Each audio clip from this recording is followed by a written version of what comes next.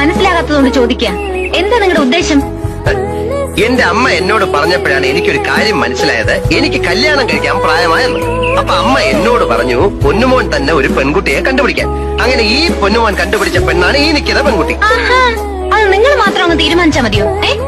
എന്റെ കാതെ, ഞാൻ എന്റെ ഹൃദയം തുറന്ന് നിന്നെ കാണിച്ചില്ലേ?